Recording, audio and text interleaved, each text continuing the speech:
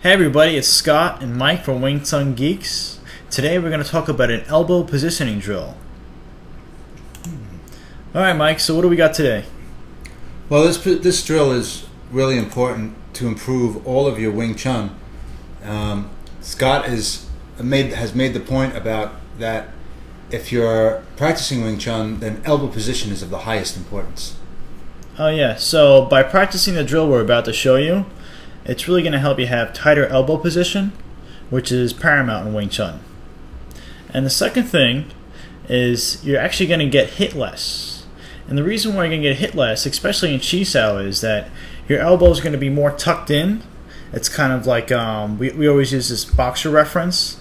It's kind of like a boxer keeping his hands up, something along those lines. So, you're going to get hit less even without intending to block, or just the fact that your elbows are already in a good position. And that's true while you're executing the punch. The elbow is still covering your side. Yeah, most techniques in Wing Chun, the intention is that they just kind of fall into place. You don't necessarily do them on purpose. Finally, we have more punching power. And how does this drill help you get more punching power? Well, Scott, what ends up happening is you can get your whole body behind your elbows.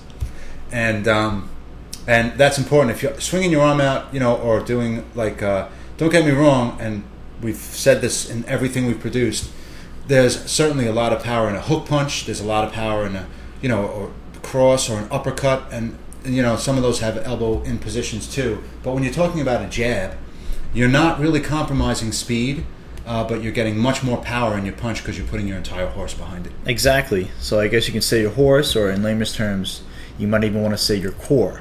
Right, yes. Gaining energy and all that. Exactly. So let's hit the next slide. So here's a wonderful picture of myself doing the elbow drill we keep talking about. The two main aspects of this drill you really got to keep in mind is that your elbows have to be parallel with the floor under you. So what I mean by that is that I suppose the tricep area over here has to be parallel with the floor. Right. So meaning, if to speak in medical terms, your arm, meaning proximal to the elbow. The point is that from the shoulder to the elbow, that line should form a parallel line to the floor. Exactly. And on the side view, the wrist area has to be vertical with the wall next to you. Right, vertical to the floor. Yep. Vertical to the floor. So does that make more sense? Yeah, so it's vertical. So point is, you're creating a right angle with your arm. You have the tricep area horizontal and the forearm vertical. Exactly. So now let's look at what happens if you don't keep this kind of proper position. So here's another picture of me. And if you haven't noticed, the main difference between this one and the previous photo is that my elbows are no longer parallel with the floor. They've kind of dropped below that line. And what happens is you don't get as good of a stretch. Right, remember guys, this is a stretching drill. You're stretching some of the muscles of the upper back. The whole idea is it should feel like it's tough to do. So if it's too easy or feels like, oh, this is an easy drill, I guess I'll be a master of this one, you're probably not doing it right. Yeah, it's very likely you're doing it incorrectly. And on the side view, same deal. You really got to keep your elbows, or I guess the tricep area of your arm, parallel with the floor. Right. Okay, next thing.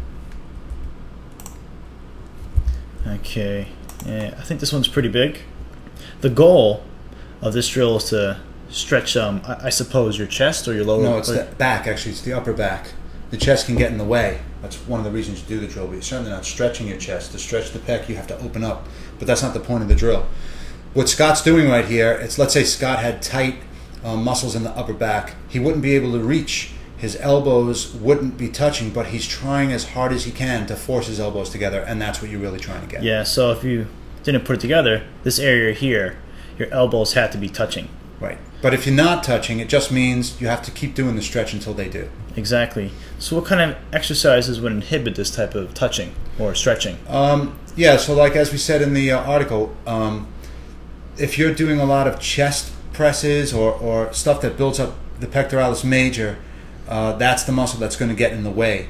But you have to remember that even though that muscle gets in the way, we're not telling you not to work out your chest. But the idea is that this is a stretch. So even if your pecs do get in the way, by doing the exercise, you might not be able to touch your elbows in the beginning, but you're stretching all of those muscles out in the upper back. Yeah, so that goes for guys or gals who really like to work out a lot. We're not saying to stop working out, but if you choose to work out a whole bunch, you definitely got to do this drill. Yep. All right, so let's go over very quickly what does everybody need to remember. The first bullet, keep the lower part of your arm where the tricep is located parallel with the floor. Next, keep your arms where your wrist is located vertical. So, in other words, you definitely don't want them leaning toward your face or anything like that. And if you do that, it makes the drill a lot easier. And finally, try to keep your elbows touching. The more you touch, the better the stretch. So, Mike, you have anything you want to add? That's pretty much it, Scott. The only thing you might want to consider is how long do I do the drill for? How long do I hold the stretch? Try a 30-second bout first and see how you do. Remember, if your elbows aren't touching, just keep at it. Try different, times during the day or whatever. Do it as often as you can until you can get those elbows together, and then you want to try and hold that for time. So let's say 30 seconds on, maybe, or if you can go for minutes, like do a couple of minutes. If you find the exercise easy, just hold it for longer. Yeah, so perhaps you want to try holding it for 1 minute, then resting for 30 seconds, 1 minute, rest for 30 seconds, and try 2 or 3 reps of that. And if it's too easy or too challenging, shorten or lengthen the time accordingly. Right, sounds good.